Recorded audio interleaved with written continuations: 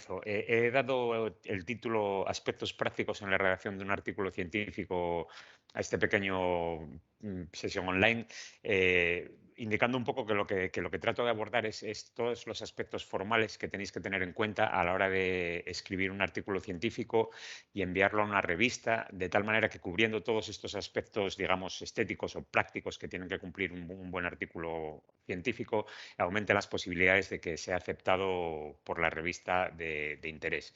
Entonces, bueno, el contexto obviamente es el de artículos científicos, que evidentemente son textos que promulgan y promueven la difusión de conocimiento científico. Entonces, comienzo para romper un poquito el hielo con una pequeña historia del mundo de las publicaciones científicas. Seré muy breve, un poco porque tampoco tenemos demasiado tiempo hoy, pero bueno, indicaros que ya en 1665 aparece esta revista, Philosophical Transactions of the Royal Society of London. Es la primera revista en la cual aparece un proceso de revisión por pares ya delineado. No todos los artículos de esta revista tenían este proceso de revisión por pares, pero sí la mayoría de ellos, y un nivel muy parecido al que se realiza hoy en día. Unos años más tarde, en 1731, aparece la primera revista en la cual todos los artículos recogidos y publicados han sido sometidos al escrutinio de la comunidad científica, siguiendo este proceso de revisión por pares. Saltamos un poco en el tiempo y pasamos a 1869, donde aparece por primera vez la revista Nature, revista generalista de gran prestigio y calidad, que sigue gozando de muy buena salud, como todos vosotros conocéis hasta nuestros días. 11 años más tarde aparece la revista Science, bueno, que un poco al igual que Nature es generalista y tiene muy buena calidad. Este mismo año se funda Elsevier, la empresa para la que trabajo, tal y como la conocemos hoy en día. Y esta misma editorial científica publica en el año 1947 la primera revista que es completamente internacional. Es esta Bioquímica et Biophysica Acta, que también sigue existiendo hoy en día. Si saltamos un poquito más en el tiempo, llegamos a 1990. En 1990 se produce un hito muy importante que viene de la mano de los avances tecnológicos que Tim Berners-Lee introdujo en 1989, que es básicamente la creación de la World Wide Web, Internet tal y como lo conocemos. Pues bien, las editoriales científicas rápidamente se suben al carro de Internet y en 1990, solo un año después de la aparición de Internet, aparece Postmodern Culture, que es la primera revista que aparece completamente online. No hay una versión impresa de la revista y todo su contenido es accesible únicamente a través de Internet. Como veis, bueno, pues es bastante rápido. Y tan solo un año más tarde aparece Archive, que es el primer repositorio de preprints. Hoy en día se habla mucho de preprints, es un tema muy candente, pero como veis su historia se remonta o data atrás en el tiempo unos 30 años. Y de nuevo, que existe Internet con todas las posibilidades que ofrece, permite que una revista también generalista y conocida como PLOS ONE publique en el año 2006, solamente en un año, más de 30.000 artículos. Esto habría sido imposible en el contexto de revistas con un funcionamiento, digamos, más analógico que digital. Y bueno, a partir de ahí hasta nuestros días, pues hay nuevas iniciativas, nuevas revistas que, bueno, buscan otros tipos de revisión por pares o nuevos modelos de negocio o fuentes de financiación y demás. Todo esto dentro de lo que supone el contexto de Internet en el que vivimos hoy en día. Esto nos lleva a que, bueno, la producción científica haya aumentado enormemente. Solamente en el campo de la ciencia, tecnología y medicina hay más de 2.000 editoriales científicas que publican más de 20.000 títulos. 20.000 títulos. Con esto os podréis imaginar que, bueno, se recogen y se cubren todos los campos y todas las áreas del conocimiento que nos podamos imaginar. Y estas 20.000 revistas, estos 20.000 títulos, publican más de 2 millones de artículos revisados por año, lo cual es una auténtica barbaridad. Nunca antes hemos tenido tanto conocimiento científico, nunca antes se ha publicado tanto, pero claro, esto también añade un poquito de ruido a la ecuación, porque a la hora de hacer nuestras búsquedas y de buscar el contenido que queremos encontrar, necesitamos navegar a través de un mar de artículos científicos que, bueno, puede ser complicado en algunos casos. Como pequeño dato curioso, deciros que entre el 80 y el 90% de los investigadores que han existido nunca están vivos a día de hoy, lo cual, bueno, ya os indica todo el contenido científico que se lanza, digamos, al mercado, a la sociedad cada año. ¿Para qué estamos hoy aquí? Bueno, hoy realmente lo que queremos hacer es, como os decía, tratar de abordar los aspectos formales necesarios que ha de tener un artículo científico para aumentar sus posibilidades de ser aceptado. Este personaje de aquí, en un momento fui yo cuando trabajaba en el laboratorio y la idea era que nos conseguir publicar artículos en las revistas que consideremos oportunas y que sean prestigiosas. El camino no era una línea recta, era una línea curva y estaba llena de, bueno, pues de otros personajes que trataban de hacer la vida difícil. Estos pueden ser editores, pueden ser revisores, pueden ser vuestros propios supervisores. Si es la imagen que tenéis, la idea de esta charla es un poco que cambie completamente, darle la vuelta. Todos estos actores que forman parte de lo que es el mundo de la publicación científica, lo único que quieren es mandar buenos mensajes científicos, que haya buen contenido en los artículos que conforman sus revistas. Y para ello serán críticos con vuestros trabajos, pero lo único que buscan no es arruinar ni vuestra vida, ni vuestro trabajo, ni vuestra carrera científica. Quieren aportar y mejorar aquello que enviáis a vuestras revistas. Entonces, bueno, verlos más como aliados que como enemigos, a pesar de que en algunos momentos las decisiones que tomen puedan tener un impacto negativo sobre vosotros. Lo único que tratan de hacer es mejorar la calidad de lo que tratáis de publicar. ¿Y cómo vamos a abordar esto? Bueno, pues un poco en dos puntos. En primer lugar, os mostraré brevemente cómo es el proceso de enviar un artículo científico y el proceso de revisión por pares. Y después comentaremos un poco cómo preparar el manuscrito para enviarlo a una revista. Aquellas cosas que se deben tener en cuenta y se deben hacer y aquellas que no funcionarán y nos llevarán a un rechazo del artículo con gran probabilidad. Como veis en la diapositiva, vosotros como autores comenzaríais aquí, habéis escrito, habéis pasado mucho tiempo en el laboratorio, en vuestros despachos, investigando, recopilando datos, analizándolos y finalmente habéis concluido escribiendo un artículo científico. Tenéis que elegir una revista, la elección de la revista la trataremos a continuación y una vez elegida pues enviaréis vuestro artículo. Este artículo llega al editor de la revista que lo primero que comprobará es si se cumplen los requerimientos básicos requeridos por la revista. Y es aquí donde esta charla entra en contexto. Son estos requerimientos básicos, son simples y sencillos, pero muchas veces no se tienen en cuenta los que permitirán que vuestro artículo se mueva hacia adelante, se le asignen revisores y comience el proceso de revisión por pares en el que vuestro artículo será evaluado por otros miembros destacados de la comunidad científica de la que formáis parte. Si estos requerimientos básicos no se cumplen, el editor rechazará inmediatamente vuestro artículo y tendréis que entonces pensar en en qué otra revista enviar vuestras comunicaciones. Por supuesto, habrá que mejorar la escritura o lo que no, aquellos aspectos que no hayamos controlado bien en este punto para que no sea rechazada en siguientes revistas. Entonces, bueno, básicamente nos centraremos hoy en estos requerimientos básicos que debéis tener en cuenta a la hora de escribir vuestros artículos. Y lo primero que tenemos que elegir, que decidir es a qué revista elegimos, a qué revista enviaremos nuestro contenido, a qué revista enviamos nuestro artículo. Tenéis, por supuesto, que tener en cuenta si la revista tiene un nivel de revisión por pares adecuado. Hay, hay revistas, evidentemente, que todavía publican artículos sin que hayan sido sometidos a esta revisión por pares, pero estas revistas casi no son citadas y tienen muy poco impacto. Hoy es un estándar, como veis, tiene 400 años de existencia y bueno, los artículos queremos que por otros miembros de la comunidad para que aporten su conocimiento e introduzcan mejoras. En algún momento tendréis que tener en cuenta también cómo de rápido toman las decisiones la revista, cuánto tiempo de media pasa desde que enviáis vuestro artículo hasta que se toma la primera decisión bueno, hasta que se acepta finalmente.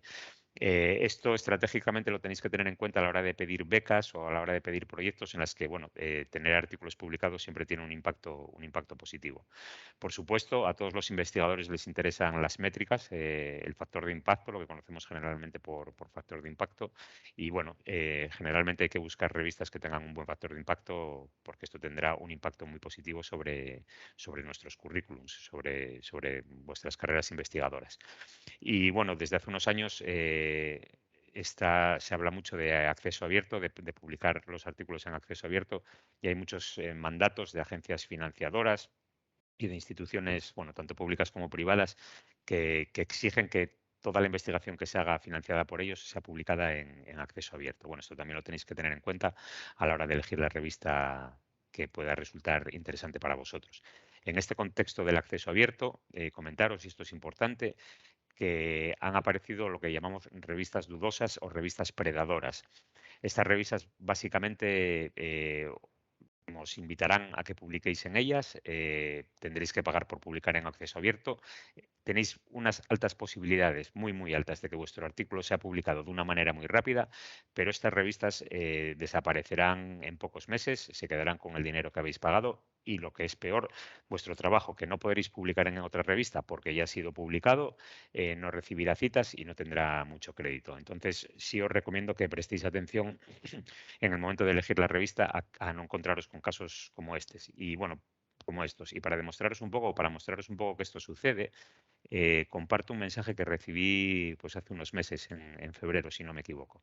Este es un mail que recibí invitándome a publicar en esta revista. Lo primero que hice fue buscar el título de la revista en internet y solo encontré 2 entradas y con contenido inexistente.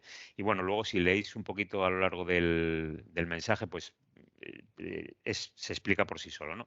En reconocimiento de su eminencia, mi factor de impacto no es muy alto, o sea que nada de eminencia, y su reciente comunicación científica, ¿no? Se refiere a una publicación reciente, y mi publicación más reciente tenía 3 o 4 años, que en el campo en el que yo trabajaba, que era el Ciencias de la Vida, son eones, son siglos, no es nada reciente.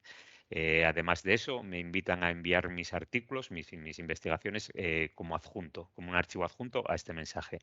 Todas las revistas de calidad van a tener sistemas editoriales online, permiten revisar los papers de manera consistente, quedando registro de todas las acciones que todos los actores, editores, revisores, autores, juegan a lo largo del proceso. Entonces, si os están pidiendo que enviéis vuestros artículos a través de un archivo adjunto, bueno, podéis empezar a tener sospechas de que hay algo que no encaja muy bien. Y por último, y esto también es bastante evidente, no hay una firma. Los editores son personas muy dedicadas a sus revistas, muy devotos de ellas, y no tienen ningún problema en mostrar sus nombres. Suelen ser personas, además, de prestigio en el campo, y no tienen ningún problema en compartir su identidad. Entonces, bueno, aquí os dejo una serie de pistas para que, bueno, podáis tener una especie de idea de cómo se puede aproximar una de estas revistas a vosotros para pediros publicaciones científicas. Evidentemente, vuestros artículos, como os decía, no tendrán citas, no tendrán impacto, y, lo que es peor, no podréis publicarlos en otras revistas por haber sido ya publicados. A la hora de elegir las revistas más apropiadas para publicar, bueno, os podéis inspirar un poco en las referencias que hayáis utilizado, sobre todo a la hora de escribir la introducción y la discusión de vuestro artículo. Ahí referenciaréis títulos que probablemente, en los cuales probablemente vuestra investigación pueda encajar. En cualquier caso, en las propias páginas web de las revistas tendréis mucha información muy detallada acerca de todo lo que publican, y os recomiendo que os fijéis en lo que llamamos el Aims and Scope, que es el perfil de la revista, qué tipo de contenido publica esa revista en particular. Y como hemos comentado al principio, existiendo más de 20.000 títulos, bueno, las revistas son bastante específicas en cuanto a contenido. No sé si trabajáis en el campo de, digamos, la química, pues no es lo mismo química orgánica que química analítica, que química inorgánica, y dentro de estos campos hay muchos subcampos. Entonces, a la hora de elegir la revista, sí que os recomendaría que tuvierais muy en cuenta el perfil de artículos que esperan recibir. Si el contenido que enviáis no encaja dentro de este perfil, el artículo será rechazado. No es problema, pero sí os habrá retrasado en el proceso de publicación, porque hasta que os rechacen el artículo habrán pasado 2 o 3 semanas, y esto, bueno, pues tiene un impacto, digamos, temporal. Em, para haceros una idea mejor del contenido que se publica en esta revista, pues os recomendaría que leyeseis los artículos que ellos mismos publican, y ver si vuestra investigación y la manera en la que la queréis transmitir pues es similar a los mismos. Y bueno, hay muchos tipos, hay no solo artículos científicos. Hoy hablaré más en general del artículo científico al uso, pero bueno, hay distintos tipos de artículos. Pueden ser revisiones sistemáticas, pueden ser comunicaciones cortas, cartas a los editores, artículos metodológicos, Entonces, bueno, dependiendo del material que tengáis entre manos, dependiendo de los resultados que hayáis obtenido y el mensaje que queráis transmitir, o la prisa a lo mejor en un momento dado que tengáis en publicar un artículo, pues podéis elegir uno u otro formato. En la guía de autores de las revistas hablaré mucho sobre la guía de autores en esta presentación. Encontraréis toda la información necesaria relativa a los tipos de artículos que esa revista en concreto publica. Cada guía de autores es diferente, cada revista es diferente y un organismo en sí misma, y os recomiendo que las leáis con atención porque hay especificidades que los editores tendrán en cuenta cuando enviéis vuestros artículos. Si después de haber seguido estas pautas o estas pequeñas ideas aún no encontráis una revista o no estáis seguros de que las revistas son las adecuadas, las distintas editoriales científicas ofrecen herramientas. En este caso es Journal Finder del Sevier, pero otras editoriales tienen otras herramientas en las cuales, bueno, rellenáis unos campos de búsqueda, incluís el título de vuestro artículo, el resumen que habéis escrito, las palabras clave que lo identifican y que lo describen, así como el área de conocimiento. Y en un solo clic se os ofrecerá un listado de revistas que en principio deberían acomodar vuestra investigación sin mayores problemas. En el caso de Journal Finder se os ofrecerán solamente revistas del Sevier, hay miles de títulos, 8.000, pero bueno, otras editoriales, como os digo, también os ofrecerán otras alternativas y bueno, y jugando con todas estas posibilidades, pues llegaréis a una lista de revistas. Mi recomendación es que antes de enviar vuestros artículos a una revista científica, hagáis una lista ordenada con vuestra preferencia de revistas candidato. Es muy posible que vuestro artículo no sea aceptado en la primera revista. En torno al 40, entre el 40 y el 70% de los artículos que se envían a una revista son rechazados. Entonces, esta lista os permitirá tener, digamos, un contexto, un itinerario para enviar vuestros artículos en caso de que os vayan rechazando en las primeras revistas. Esperemos que no sea el caso, que solamente que en la primera os lo acepten, pero si no, ya tenéis un listado de revistas por orden de importancia a la que enviar vuestros artículos en caso de ser rechazados. Y es importante que todos los autores estén de acuerdo con la secuencia y la lista de revistas. Y dado que menciono a los autores, aprovecho para introducir aquí una pequeña píldora que tiene que ver con, bueno, con aspectos éticos a la hora de publicar. Y os presento la figura del autor fantasma y del autor invitado. El autor fantasma es aquel autor, aquel investigador que ha trabajado con vosotros, ha colaborado con vosotros y cuyas aportaciones al artículo son relevantes y lo suficientemente importantes como para que aparezca listado como un autor de crédito en la revista. A lo largo de la investigación, en general por motivos personales, muchas veces el primer autor, no muchas veces, en algunas ocasiones, el primer autor elimina a uno de los autores cuando envía el artículo. Bueno, si la persona ha contribuido, da igual las relaciones personales que uno tenga o da igual cualquier otro tipo de explicación, ha de estar incluido en la lista de autores. Sucede el caso contrario, el del autor invitado. El autor invitado es una persona de renombre, de prestigio en el campo de conocimiento en el que se quiere publicar y que es incluido en la lista de autores sin que haya aportado nada al artículo y en todos los casos sin tener el propio autor conocimiento, con la idea de que cuando el editor de la revista se encuentre con ese nombre en el listado de autores, ya piense que la investigación es relevante y aborde su revisión, digamos, con mejores ojos. Bueno, ambas prácticas evidentemente incumplen todas las normas éticas del mundo editorial científico y desde luego os recomiendo no solo que no lo hagáis, sino que si veis estas prácticas, observáis estas prácticas a vuestro alrededor, bueno, pues se lo hagáis saber a las personas que esto no es correcto, ¿no? A las personas que lo veáis. Tened en cuenta que las comunidades científicas son pequeñas y que tanto el autor fantasma como el autor invitado en algún momento llegará a vuestro artículo, porque el campo, como os digo, va a ser muy similar. En ese momento se pondrá en contacto con la revista pidiendo explicaciones, el artículo quedará, digamos, en pausa, parado, y hasta que no se resuelva internamente, hasta que este litigio entre autores se aclare, el artículo no será publicado con el impacto que ello tiene para, bueno, pues para los currículums o para las carreras investigadoras. Y también os digo que si se corrige el listado de autor una vez publicado, el artículo aparecerá con un corrigendum y esto, bueno, no da muy buena imagen. También os recomendaría que escribieseis el primer borrador del artículo como si fuera la versión final, poniendo toda la atención que podáis al detalle y siguiendo sin duda la guía de autores que cada revista, como os digo, ofrece y que es diferente en cada una de ellas. Y otra última píldora ética, en el mundo de las editoriales científicas no se puede publicar, no se puede enviar el mismo artículo a dos revistas a la vez. Y volvemos a lo mismo. El editor de una revista también puede ser revisor para otra revista y se dan frecuentemente casos en los que alertan a las editoriales de que han recibido el mismo artículo en dos revistas a la vez.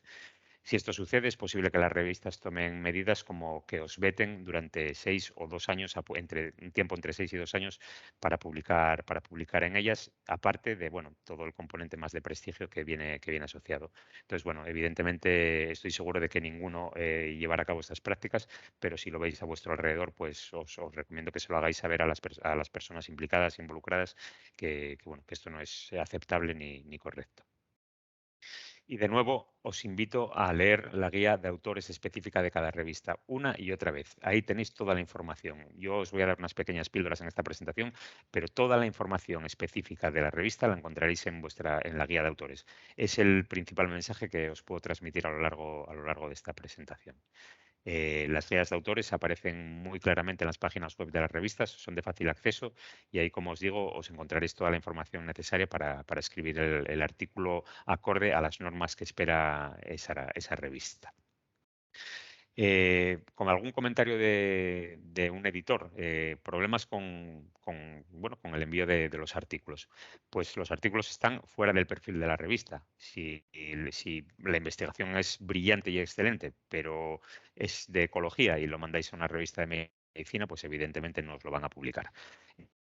Que no se haya tenido en cuenta las guías de autores, las recomendaciones que se dan en estas guías. Por supuesto, el lenguaje es muy importante, que sea apropiado. En este caso, bueno, la mayoría de las revistas científicas publican en inglés, pero tiene que ser correctos en cualquier lengua en la que publiquéis. Y bueno, si vuestro artículo ha sido revisado y no habéis respondido adecuadamente a las respuestas de los revisores, pues también será rechazado muy probablemente. Todas estas cosas que os muestro llevan al rechazo inmediato de vuestro artículo y son los temas que tenemos que tratar de evitar. ¿Por qué queremos publicar y qué queremos o debemos publicar? Todos tenemos razones personales para publicar. Pueden ser que queremos tener nuestra tesis doctoral o obtener financiación, una promoción, sentirnos orgullosos, mil razones, las que sean. En cualquier caso, estas importan muy poco tanto a los editores y a los revisores que revisarán vuestros artículos como a la comunidad científica en general. Lo que importa es el contenido de vuestras publicaciones, el mensaje científico que queréis transmitir. Esta ha de ser de calidad y ha de ser completamente independiente de vuestras razones personales. La comunidad científica se va a basar en los mensajes científicos que enviéis y no en las razones que tenéis para enviarlos. Antes de escribir, ¿qué tenemos que pensar? Bueno, lo que tenemos que pensar es si lo que tenemos entre manos es algo nuevo e interesante. Ha de ser nuevo e interesante para que despierte la atención y atraiga a los editores, a los revisores y finalmente a nuestros lectores, que serán los que nos citen y den impacto a nuestra publicación. Si además de ello estáis trabajando en temas candentes, en temas actuales, pues eso ayudará también a que publiquéis. Bueno, en estos días es difícil resistirse a la tentación de poner el COVID como un tema candente, pero bueno, puede haber mucho y van variando con el tiempo. Entonces, bueno, si podéis dar más empaque a vuestros artículos, conectándolo con temáticas que estén de actualidad, pues eso también mejorará las posibilidades de aceptación de vuestros artículos. Y bueno, si resolvéis problemas que afectan a vuestras comunidades científicas y aportáis soluciones a estos problemas, pues los artículos serán muy bienvenidos. Si las respuestas a todas estas preguntas son positivas, pues podemos decir que estáis a punto para enviar vuestros artículos. Y es un poco lo que os muestro en esta diapositiva. Tenéis que publicar trabajo que sea actual, trabajo original, nuevo, con resultados interesantes y contundentes, con métodos que sean importantes y bien presentado, por supuesto. Y además lo que tenéis entre manos, pues, por ejemplo, una revisión sistemática es muy actual, ha utilizado artículos de calidad y ha cubierto los últimos años, pues eso también será bienvenido. Y cualquier reinterpretación de resultados publicados, cualquier método nuevo e innovador también ha de ser publicado. Lo que necesitáis en cualquier caso es tener un artículo que sea fuerte y efectivo a la hora de presentar vuestras contribuciones a la comunidad científica, como indico en la diapositiva. La pregunta sería, ¿qué hace a nuestros artículos pues efectivos y fuertes? Bueno, un buen artículo, un buen manuscrito ha de tener tres características principales. En primer lugar, el mensaje científico ha de ser claro y útil. Es lo más importante, que el mensaje que mandéis sea recibido de una manera fácil y que además aporte cosas útiles a la comunidad. Además, el mensaje tiene que estar presentado y construido de una manera lógica, de tal manera que el lector llegue a las mismas conclusiones que vosotros, los autores, de una manera que deje poco espacio a la interpretación, que lo que vosotros escribáis no sea interpretable, sea entendible sin perder tiempo. El mensaje es lo que trato de indicar. El mensaje ha de ser entendido de una manera muy fácil y sin espacio para las interpretaciones. Sobre todo porque los editores y los revisores quieren ir directos al grano, son científicos muy ocupados, como todos vosotros, y si el mensaje es enviado de una manera concisa, clara y objetiva y con muy poco margen a la interpretación, será recibido mucho mejor por ellos. No dejar margen a la interpretación, además, dentro del campo de la investigación científica, que ha de ser objetivo, bueno, pues ayuda a que no haya problemas de interpretación, efectivamente. Que el autor, vosotros como autores, queráis mandar un mensaje que sea interpretado de una manera diferente por los editores y los revisores. E insisto, ya sé que soy muy pesado, pero la guía al autor es la Biblia en estas situaciones. Leedlas una y otra vez y os recomendaría que os ajustarais a lo que ella se indica. Evidentemente, cuando nos comunicamos, tanto de manera oral como de manera escrita o de cualquier otro, el lenguaje es importante. ¿Y por qué es importante? Bueno, pues porque permite transmitir mensajes de manera clara. De nuevo volvemos a la interpretación. Comparto con vosotros una queja de un editor, es una queja real, en la que dice que, bueno, que el artículo recibido va mucho más allá de lo que él puede, digamos, aguantar. Él se niega a pasar tiempo intentando entender, ya no dice entendiendo, sino intentando entender. Insisto, volvemos a la parte de la interpretación. Lo que el autor está tratando de decir. O sea que el mensaje no es muy claro. Manda el mensaje de que no se puede enviar basura a las revistas y esperar que los editores lo arreglen. Y bueno, como regla general, indica que si observa más de 6 errores gramaticales en el resumen de la revista, del artículo, perdón, no perderá más tiempo en leer el resto. Como os podéis imaginar, estos comentarios surgen de un artículo recibido por este editor y ya os podéis imaginar que este artículo no habrá progresado mucho, al menos en esta revista.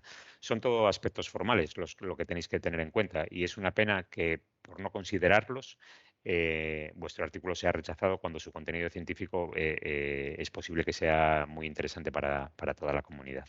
Entonces, bueno, recomiendo que prestéis mucha atención a todos estos aspectos.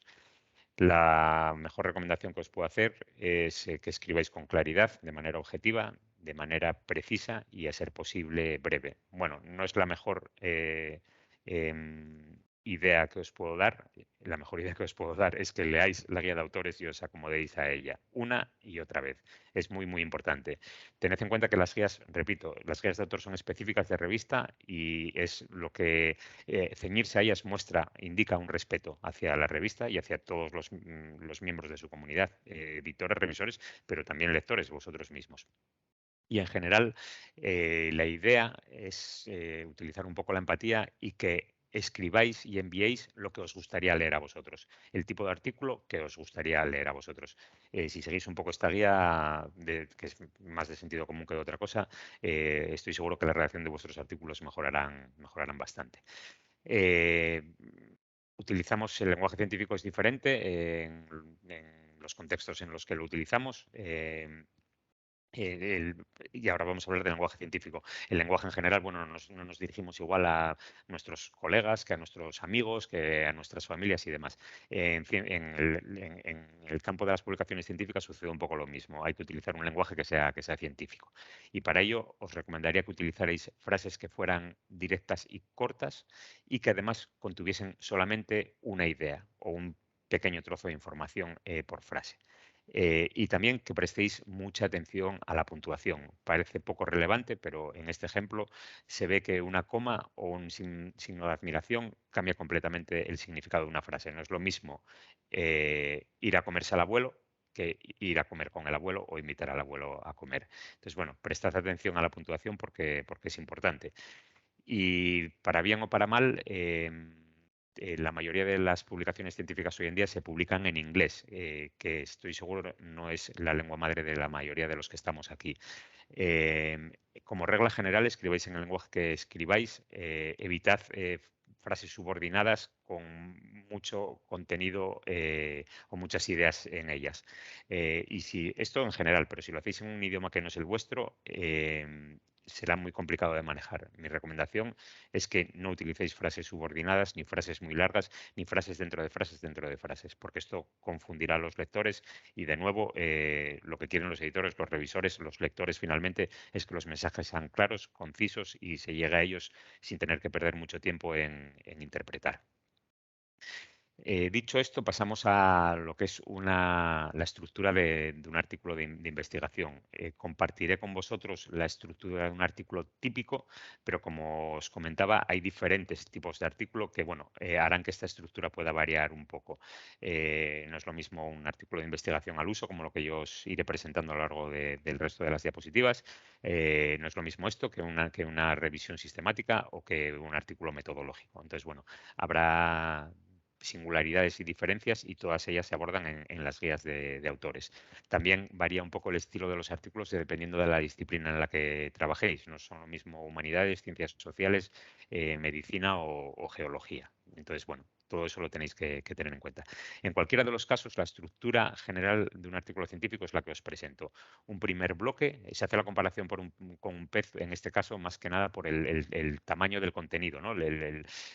Sí, la cantidad de palabras, digamos, que cada uno de estos apartados conlleva. El primer apartado constaría del título, el resumen y las palabras clave. Estos estarán disponibles en cualquier base de datos. El resto del texto dependerá de las licencias, de las suscripciones y de los derechos y demás, pero el título, el resumen y las palabras claves van a ser siempre accesibles en cualquier base de datos en las que busquéis, de tal manera que no dejan de ser la tarjeta de visita, la tarjeta de presentación de vuestros artículos. En longitud son breves, pero en importancia son cruciales. Os sugiero que prestéis atención cuando lo escribáis. Luego pasaríamos a lo que es la parte más voluminosa del texto, que en general es introducción, materiales y métodos, resultados y discusión. Puede haber alguna alternancia o alguna variación en el orden de estas secciones, dependiendo de lo que pida la revista, pero bueno, en general todas ellas han de recogerse. Tratad de hacerlos cortas, porque además hay una limitación en el número de palabras y de figuras que podéis utilizar, que bueno, depende de nuevo de cada revista. Y finalmente se llega a las conclusiones, los agradecimientos, las referencias y los datos suplementarios. Todo es importante y a todo debéis de prestarle atención y poner vuestro esfuerzo. A la hora de leer un artículo, al menos como yo los leía, pues empezaba por el título y por el resumen. Como os digo, son accesibles desde cualquier base de datos y realmente es lo que va a despertar la atención del lector. Si conseguimos atraer a nuestros lectores con un buen título y un buen resumen, las posibilidades de que sigan leyendo serán muy grandes y la forma normal de seguir leyendo es, bueno, después del título y el resumen pasamos a las conclusiones, la introducción y bueno, un poco es como se lee. Sin embargo, a la hora de escribir, os recomendaría que escribieseis en el sentido contrario, por varias razones. Siempre pongo la comparación de, bueno, esto es como enfrentarse, como un pintor enfrentándose al lienzo en blanco o un escritor a la página en blanco o cuando hacemos un puzzle, no sabemos por dónde empezar. Pues hay gente que empieza seleccionando los bordes o separando por colores o demás. Eh, las figuras y las tablas os serán o resultarán muy familiares. Habéis estado trabajando duramente en el laboratorio, en vuestras oficinas, recopilando datos y componiendo estas figuras y estas tablas. Y es seguramente lo que mejor dominéis de todo vuestro artículo. Estas tablas y estas figuras se derivan de unos métodos. Habéis utilizado unos métodos para llegar a estas figuras y a estas tablas. Y estos métodos nadie mejor que vosotros, que sois los que los habéis empleado, los que los podéis conocer y los que los podéis escribir. Entonces, bueno, poco a poco vais añadiendo algo de volumen a vuestro artículo. De los métodos se derivan unos resultados. La parte de resultados es muy descriptiva, bastante fácil de escribir. Entonces, os recomendaría que siguierais ese orden. De ahí se pasa a la discusión. La discusión es algo más elaborada, necesitas utilizar referencias. Pero bueno, poco a poco vas teniendo un volumen de trabajo que te permite, desde un punto de vista mental, ya adquirir seguridad en la progresión del artículo, ver algo consistente y bueno, de ahí hacia arriba yo dejaría para el final el título y el resumen porque a pesar de que sean cortos, repito e insisto, es lo que digamos va a presentar el artículo a vuestra comunidad. También es muy común, a mí me sucedía y sucede en general, trabajar en un laboratorio, recopilar datos, es muy divertido, es un placer, a mí me gustaba mucho y se pasa mucho tiempo investigando. Son muchas horas de esfuerzo y llegamos al momento de la redacción del artículo y pensamos que todo el trabajo está hecho y nada más lejos de la realidad. Lo que llega a la comunidad científica son artículos, no son las horas que habéis pasado en el laboratorio, no son los experimentos que hayáis realizado, sino vuestros artículos. Es decir, la escritura y la redacción del artículo científico, si no más, es tan importante como todo lo que hayáis podido hacer para llegar a escribirlo. Y os recomiendo que, ya sé que estaréis cansados en este momento, cuando uno termina el proyecto más o menos, bueno, pues la fatiga se va notando. Además, escribir, bueno, representa a veces un problema dependiendo de los esquemas mentales que uno tenga. Para mí era difícil. Bueno, os recomiendo que pongáis toda vuestra atención y todo vuestro esfuerzo en escribir un artículo desde el primer momento. Iremos abordando a continuación los distintos apartados que formaban la estructura que compartí con vosotros, empezando, como no, por el título. En una ocasión escuché a un poeta decir que para él la poesía era transmitir la mayor cantidad de emociones, la mayor cantidad de contenido con el menor número de palabras posibles. Para mí esto me parece una metáfora excepcional, espectacular, de lo que es el título de un artículo científico. El título ha de ser breve y conciso, pero debe representar todo lo que viene detrás, todo el contenido del artículo científico. Como os indico, se deben identificar, bueno, cuál es el principal mensaje del artículo. Ha de ser completo, por supuesto específico, y ha de ser también corto. Y sobre todo, ha de atraer a los lectores. Los lectores serán los autores que os citarán y que darán crédito a vuestro trabajo. Indiqué que los artículos fueran cortos. Voy a parar un poquito aquí porque además de cortos pueden ser muy atractivos. Podéis hacer juegos de palabras o ser creativos a la hora de utilizar a la hora de componer un título. Y os pongo un ejemplo con el que yo me encontré hace unos años. Es este título, Baffled by Bafilomycin, que viene a ser algo así como sorprendido o confuso por bafilomicina, que es un antibiótico. Simplemente es un juego sonoro. pero es un juego sonoro que tiene mucho impacto. Yo nunca olvidé este título y me resulta muy fácil volver a este artículo tecleando simplemente estas 3 palabras cada vez que quiero. Entonces, mi recomendación es que si sois creativos y tenéis títulos originales en mente, no dudéis en utilizarlos. Eso sí, os invitaría a que los compartieseis con vuestros colaboradores, supervisores, colegas antes de utilizarlos, porque, bueno, a lo mejor vosotros en un alarde de creatividad habéis ido un poco más allá de lo que va a entender el público en general. Entonces, deciros o invitaros a utilizar títulos creativos, pero sí invitaros también a que los contrastéis con, bueno, con expertos en el campo que hayan leído el artículo y que piensen que sí que representa realmente lo que queréis comunicar. Después del título van las palabras claves. Las palabras claves es un grupo de 5 a 7 palabras que deberían de identificar el contenido de vuestro artículo y que serán utilizadas en los buscadores, en las herramientas de búsqueda que utilizamos en Internet. Entonces, bueno, determinará si el artículo es encontrado o no. Y bueno, la regla es que no los hagáis muy generales, de tal manera que cuando se tecleen esas palabras clave se recuperen miles de artículos, porque eso hará que el vuestro se pierda en este mar de información, ni que los hagáis tampoco demasiado específicos, porque en ese caso probablemente nadie los encontrará. Y bueno, un poco como, digamos, como una idea, inspiraos en los artículos que sean similares a los vuestros y que os sirven de inspiración a la hora de escribir vuestros artículos.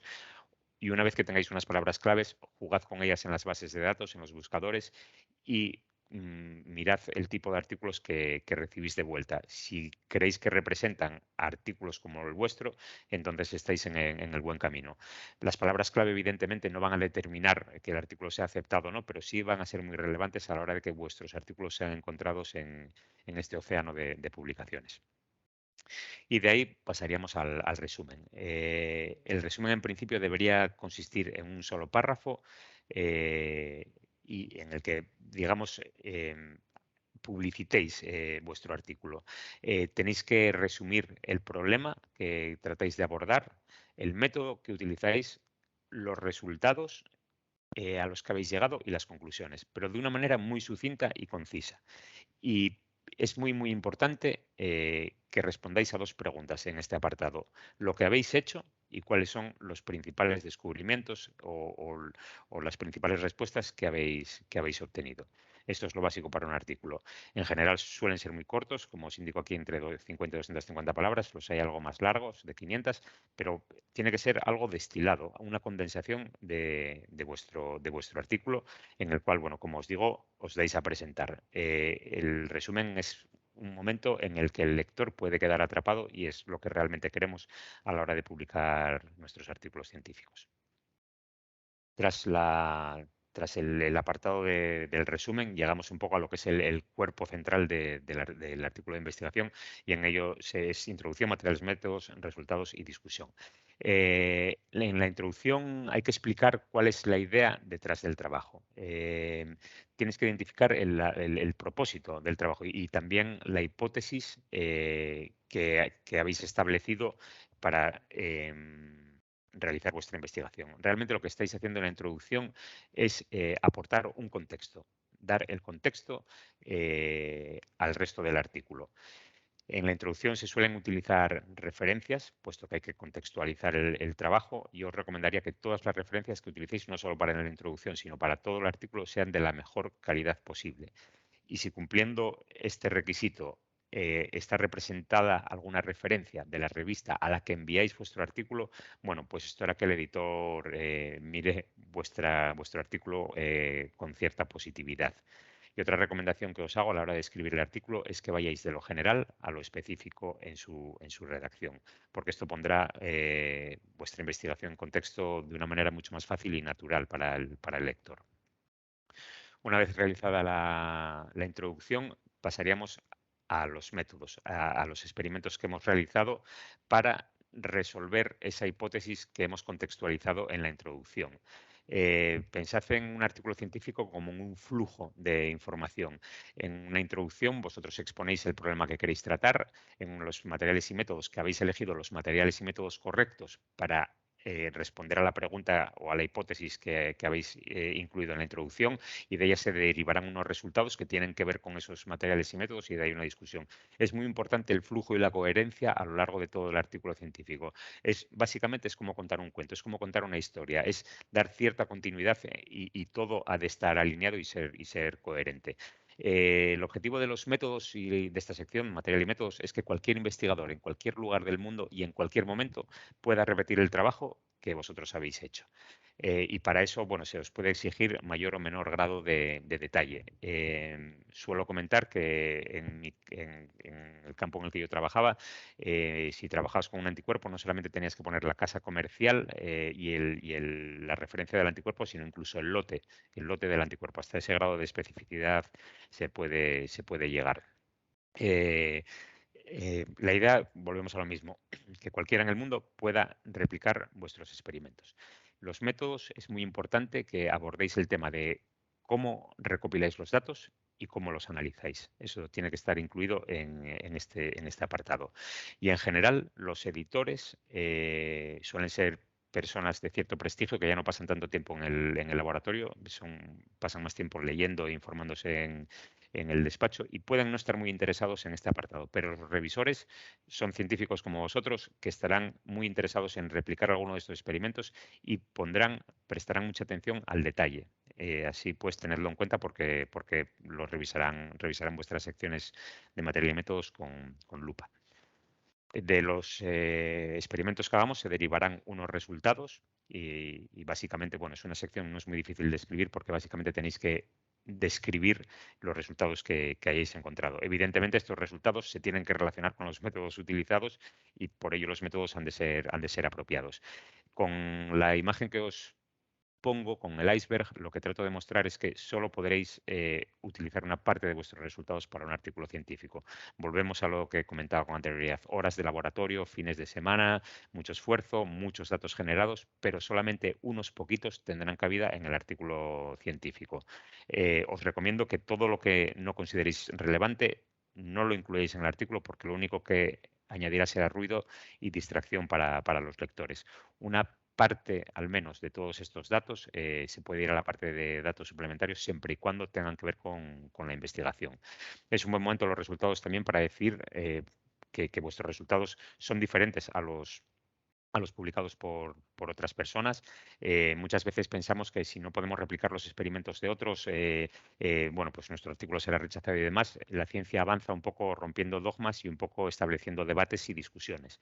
Si encontráis resultados que no parecen muy lógicos o coherentes, pero son reproducibles, tenéis que hacerlo saber y tenéis que abrir vías de discusión para llegar a conclusiones que sean concretas, reales y creíbles. Dentro de los resultados se suelen incluir las figuras y las tablas. Las figuras y las tablas deberían permitirnos entender el contenido del artículo por sí mismas sin leer una sola palabra del texto. Entonces, tienen mucha importancia. Tiene mucha importancia su composición, tiene mucha importancia su número y tiene mucha importancia que hayamos elegido formatos que sean fáciles de entender. Bueno, como se suele decir, una imagen vale más que 1000 palabras. Yo estoy de acuerdo con ello en la mayoría de los casos, y es un poco lo que podemos hacer con las figuras y con las tablas. Mandar un mensaje muy fácil de entender, que entra muy directo a nuestro cerebro y que, bueno, en general suele dejar poco espacio a las interpretaciones. Es muy importante que elijáis los formatos adecuados y que seáis precisos y correctos cuando presentéis, en este caso, bueno, pues una gráfica, que los ejes tengan sus títulos, que tengan las escalas apropiadas y demás. La figura que os muestro es absolutamente correcta, está bien hecha, pero podría ser mucho más simple. Se podría haber elegido un, un- un diagrama simplemente bidimensional, en el que estas figuras tridimensionales se pusieran en forma de líneas, de series y solamente dos ejes. Eso mejoraría muchísimo la comprensión de esta figura. Si utilizáis fotografías, incluid las escalas. Si utilizáis leyendas, que sean en el mismo idioma que el resto del texto, por supuesto. Y bueno, todo que sea coherente.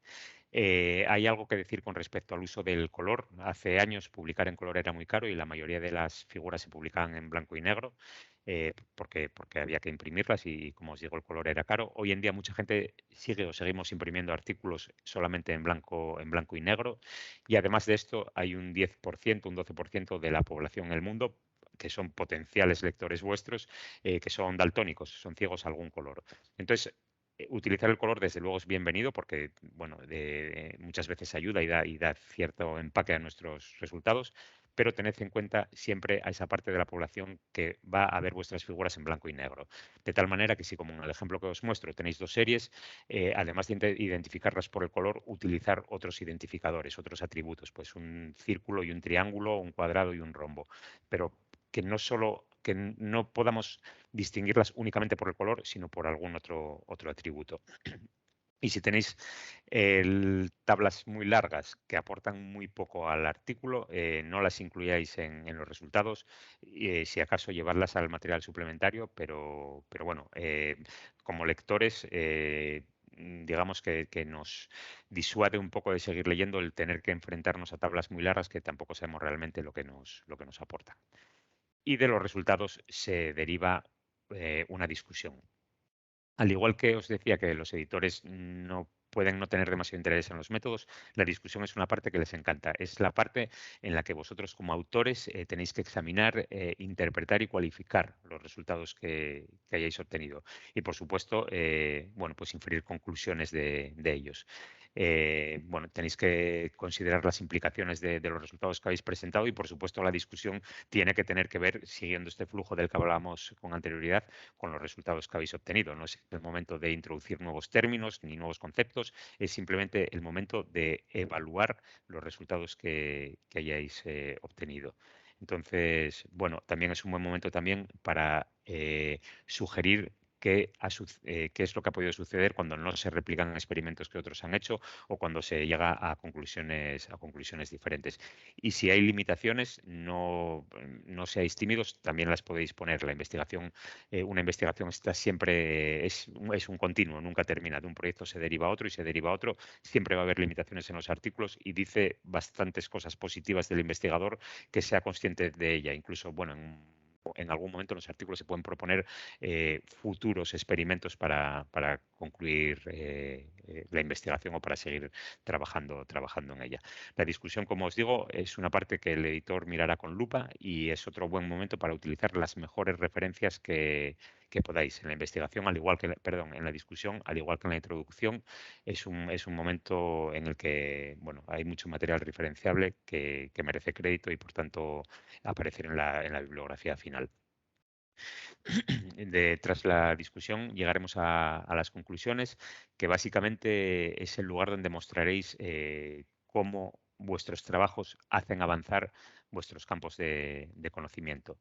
Las conclusiones pueden ser globales y específicas y también podéis indicar cómo utilizar los resultados de vuestro artículo en futuras investigaciones.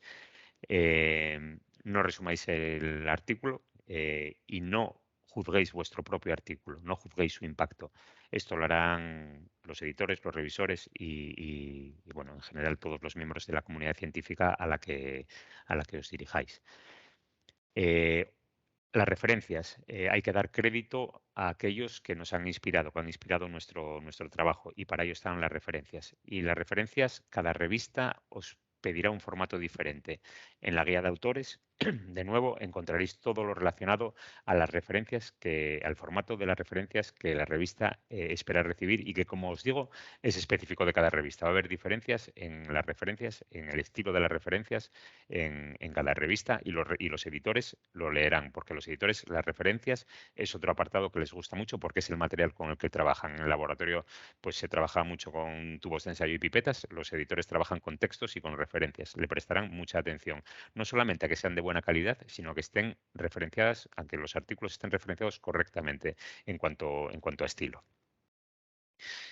Como os digo, seguid las indicaciones que se os aportan en las guías de autores y os recomendaría, si el primer mensaje que os quiero transmitir es que utilicéis la guía de autores una y otra vez y que la leáis extensivamente, el segundo mensaje más importante es que utilicéis gestores de referencia. Los gestores de referencia son herramientas que permiten tanto acceder a contenido en formato de artículo, de libros o lo que sea, permite organizar esas referencias, pero más importante, permite incluir las referencias en un texto y generar una bibliografía. El Sevier ofrece Mendeley, es gratuito, pero en el mercado hay muchos otros de muy buena calidad que deberíais usar. Mi recomendación es que si podéis usar Mendeley, uséis Mendeley, evidentemente, pero la recomendación principal realmente que quiero daros es que utilicéis gestores de referencia. Os van a ahorrar muchísimo tiempo y os lo van a ahorrar en momentos de optimismo, digamos, cuando estáis escribiendo el artículo, pero también os van a ayudar mucho en caso de que os rechacen el artículo y lo tengáis que enviar a otra revista, que os pedirá reformatear completamente las referencias. Con estos gestores, en un solo clic, reformatearéis todas las referencias para el estilo que os pida la revista. De no hacer así, de no ser así, os pasaréis muchas horas cambiando todo el estilo de la referencia y además es muy posible que incluyáis errores simplemente por cómo es la disposición de las referencias, que bueno, no deja de ser un texto en cierta manera complejo. Hay un espacio, en algunas revistas ofrecen un espacio que es el material suplementario en el cual podéis incluir todo aquello que no era tan relevante para el cuerpo central del texto, pero que de cualquier manera tener cierta conexión o una conexión total con lo que habéis escrito en el artículo principal. El material suplementario solamente está en la versión online de las revistas, si tienen una versión impresa ahí no aparecerá. Algunas veces en las tablas y en las figuras pues presentamos imágenes a las que hemos añadido un poco de luz, un poco de contraste. Bueno, el material suplementario también tendréis que aportar las imágenes crudas, digamos, antes de haber sido retocadas. Y cuando hablo de retoque, en el mundo de las publicaciones científicas hay fraude y hay veces que se juega con las imágenes. Hay retoques que son permitidos y otros que no. En general, retocad lo menos posible, pero en caso de hacerlo, mostrad las figuras originales o las imágenes originales en el material suplementario. Si no lo hacéis, probablemente la propia revista os lo requiera. Y tenemos el artículo ya completo, pero el artículo hay que enviarlo a la revista acompañado de una carta al editor, lo que llamamos la cover letter. Y es un momento que puede ser un poco imponente porque vamos a hablar con esta persona de renombre bueno, que forma parte de nuestra comunidad científica, alguien prestigioso que ha escrito artículos en los que probablemente nos hayamos inspirado y bueno, que nos puede bueno, ofrecer cierto respeto. Bueno, a mí me parece un un momento en el que podéis dirigiros directamente a esta persona. Siempre hago un poco la comparación con un grupo que te gusta, un grupo musical que te gusta y por un momento tienes la opción de hablar con sus miembros, con alguno de sus miembros, ¿no? Pues la carta al editor es un poco lo mismo. Tenéis que enviarla, por supuesto, con vuestro manuscrito, hacerla personal y en ella tenéis que indicar por qué vuestro artículo es especial, qué lo hace relevante y por qué queréis que vaya a ser publicado en esa revista en concreto, que también consideráis especial. Y bueno, también tenéis que abordar en esta carta algunos aspectos más formales que pueden venir indicados en la guía de autores. Este es un ejemplo más o menos clásico de lo que representa una carta a un editor. Tiene que contener seguro el aprobado final de todos los autores. Como os comentaba antes, tiene que explicar la importancia de la investigación, por qué es importante lo que estáis enviando y por qué queréis que sea publicado en esa revista en concreto. Y bueno, si tenéis algún requerimiento por parte de la revista, como que se sugieran revisores o, por ejemplo, que se constaten los conflictos de interés o cosas así, pues la carta al editor es el lugar donde hacerlo. Mi recomendación es que, por supuesto, seáis educados y corteses, pero no estéis intimidados y que os expreséis con naturalidad en esta carta, porque, bueno, todos somos seres humanos y como tal nos gusta ser tratados. Y bueno, que tengáis en cuenta que es muy difícil obtener un artículo aceptado a la primera, solamente uno de cada 300, 400 se acepta sin revisión, entre el 40 y el 70% se rechazan, entonces bueno, sí que os animo a que tengáis un estado mental paciente y a que seáis abiertos a las críticas que recibiréis. Los editores, como os decía al principio, no son estas personas difíciles y tortuosas y están deseando que haya buena ciencia publicada, están deseando aceptar vuestros artículos. Así pues, bueno, esto es un poco la presentación. No sé si tenéis alguna pregunta, no sé qué sucede aquí. Ah, la guía de autores. No sé si había mencionado la guía de autores, pero es algo realmente importante y es el mensaje que os quiero transmitir. Ceñíos a ellas porque bueno, los editores y revisores lo tendrán en cuenta y lo valorarán. Hay un código QR que os llevará a un certificado, una encuesta de satisfacción y un certificado del Sevier, por la encuesta es por la que nos evalúan. El código lo podéis utilizar para bajaros vuestro certificado. Y bueno, tenéis mis datos personales ahí y una foto de unos M&M's que de momento dejo ahí porque ya he cubierto el tiempo que teníamos preparado y no sé si debemos cerrar o si tenemos tiempo para comentar esta anécdota y abordar cualquiera de las preguntas que vosotros podáis tener. Yo estoy a vuestra completa disposición para Pues contestarlas y para comentar. yo creo que si tenemos tiempo, puedes contarnos la anécdota mientras la gente piensa un poco las preguntas que pueden hacerte, Pablo. Pues fenomenal. Como veis en la diapositiva se lee escrito guía de autores y al lado unos semanems. Y esto parece que, bueno, es un poco paradójico. En los años 80 había un grupo, muchos de vosotros lo conoceréis, se llamaban Van Halen, y bueno, hacían giras por todo el mundo, tenían un gran éxito que se llamaba Jump y un estilo bastante peculiar y de los 80. Este grupo, esta banda muy conocida, en sus contratos estableció una cláusula que camuflaba en alguno de los apartados que tenía el contrato y en esa cláusula decían que en sus camerinos querían que hubiese siempre un bol de M&M's y que además de un bol de M&M's, ese bol contuviese todos los M&M's menos los marrones. Querían que estuvieran representados todos los colores de M&M's, pero no los marrones. Esto que a priori suena a arrogancia de artista o no, ya sabemos que siempre queremos no sé qué tipo de champán en el camerino y tal y cual.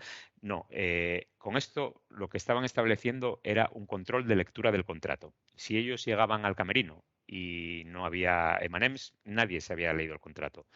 Si llegaban al camerino y había un bol de M&M's, pero había M&M's marrones entre ellos, pues el contrato se leyó, pero un poco en diagonal. Bajo estas situaciones, ¿se podrían ellos fiar de que cosas importantes como la seguridad en el concierto, la potencia en los vatios que habían acordado, bueno, cualquier otro aspecto realmente significativo e importante de lo que era su negocio, que era la música, no era cubierto? Bueno, pues a lo mejor no era muy fiable. Los M&M's de Van Halen es la guía de autores para los editores. Las revistas son entes individuales, los editores tienen su estilo particular y quieren que los autores se ciñan a esa guía. Es una muestra de respeto y educación hacia la revista, hacia los editores, los revisores y finalmente hacia los lectores que no dejáis de ser vosotros. Entonces, insisto mucho en la guía de autores, pero es un poco el control de lectura de contrato de Van Halen. Y si no os ceñís a ella, tenéis altas posibilidades de que el artículo sea rechazado por aspectos formales y no por contenido científico, y es una verdadera lástima. En la guía de autores viene incluido hasta el tipo de letra que tenéis que utilizar, si es Times New Roman en tamaño de fuente 12 o si es Calibri en tamaño de fuente 10. Todo ese grado de detalle está especificado en la guía de autores y os recomiendo de veras que la sigáis porque bueno, si presentáis un artículo de manera correcta y apropiada, va a ser bien recibido. Y si además tiene un contenido científico importante y reseñable, pues desde luego las posibilidades de que sea aceptado son más que altas. Entonces esta era un poquito la anécdota de los M&M's que quería compartir con vosotros. Muy bien, pues Y sin más, la verdad es que abro muy la curioso. pantalla. Wilmar Daniel tenía una pregunta y es si las palabras clave deben de estar incluidas en el tesauro de la UNESCO. Hasta donde yo sé, no, la elección de palabras claves es personal. Evidentemente hay que mm, pensarlas un poco con cabeza porque es lo que va a permitir que otros accedan a los artículos. Pero hasta donde yo sé, creo que puedes utilizar cualquier palabra clave que represente a tu artículo.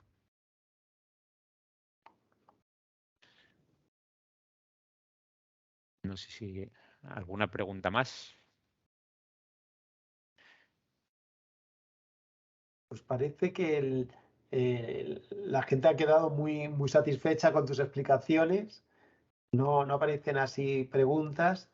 Yo te quería dar las gracias y la enhorabuena porque realmente es que es muy interesante. Se ha mostrado, había 58 personas atendiendo y la verdad es que ha habido una acogida muy buena de este taller. Muchas gracias, Pablo, a ti y a Elsevier por esta disposición que tenéis para compartir con los investigadores de la Complutense pues todos estos temas. Bueno, ya sabes que el agradecido soy yo, José Antonio, siempre me tratáis muy bien y indicar a los participantes que, bueno, compartiré la presentación con vosotros, ahí tenéis mis datos de contacto. Si en algún momento tenéis alguna duda o, bueno, algún conflicto a la hora de lidiar con vuestro artículo, por favor no dudéis en escribirme y trataremos de resolverlo. Muchísimas gracias, José Antonio. Muy bien, gracias a ti. Y Muy buena gracias a tarde a vosotros todos. por vuestra asistencia y el interés que habéis mostrado. Buena tarde.